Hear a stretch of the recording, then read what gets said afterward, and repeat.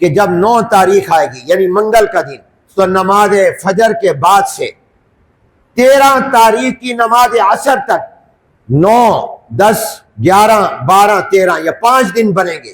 9 تاریخ کی فجر کی نماز کے بعد سے 13 تاریخ کی نماز عصر کے بعد تک بلند آواز سے ایک مرتبہ ہر مرد پر یہ تکبیر پڑھنا واجب ہے۔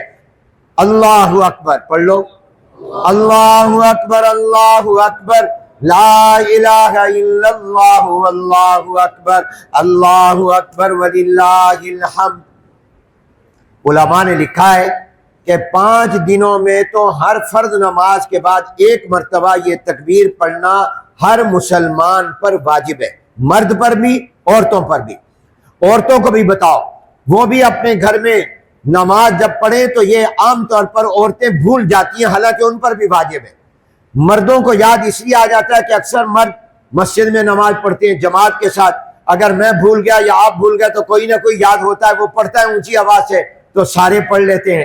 تو عورتوں کو یاد نہیں رہتا، وہ جہاں نماز پڑھتی ہیں وہ لکھ کر سامنے رکھ لیں یا دیوار پر لگا لیں تاکہ ان کو یاد آ جائے۔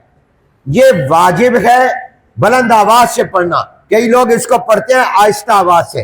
یاد رکھو حضور علیہ السلام نے فرمایا اونچی آواز سے پڑھو، اتنی اونچی آواز سے پڑھو کہ پوری مسجد گونج اٹھے۔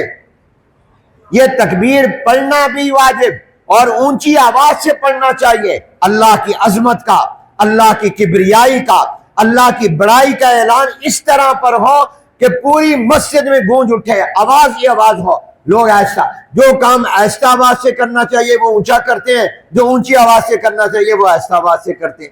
دعا ایسا مانگنی چاہیے، ادعوا ربکم تضرعا وخفیا، وہ تو اونچی اونچی مانگتے ہیں۔ نمازوں کے بعد ہم تو تھوڑا سا اونچی مانگ لیتے ہیں، وہ اس کی گنجائش ہے، ورنہ اصل دعا میں یہ ہے کہ بندہ آہستہ مانگے، اور وہ تو اونچی مانگتے ہیں۔ اور تکبیر اونچی پڑھنی چاہیے، وہ آہستہ پڑھتے ہیں، حالانکہ تکبیر اونچی پڑھنی چاہیے، اللہ کی بڑائی کا اعلان ہونا چاہیے۔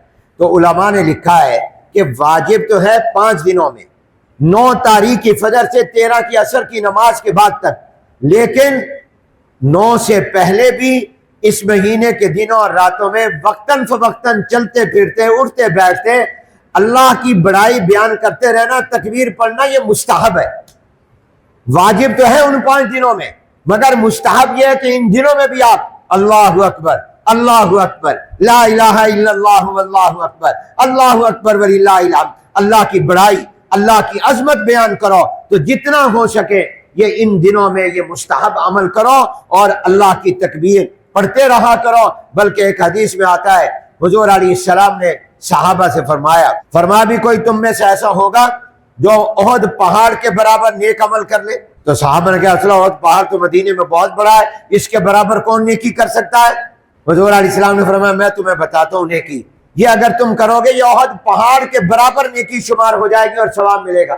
کہا یا رسول اللہ کیا ہے؟ فرمایا اللہ اکبر، یہ زبان سے کہہ دینا، سبحان اللہ، الحمدللہ، لا الہ الا اللہ کہنا، یہ جس نے ایک مرتبہ کہا اس کو احد پہاڑ کے برابر ثواب مل گیا۔ تو اس لیے کثرت کے ساتھ ان دنوں میں خاص طور پر لا الہ الا اللہ، سبحان اللہ، الحمدللہ، اللہ اکبر، یہ تمہاری زبان پر ہونا چاہیے۔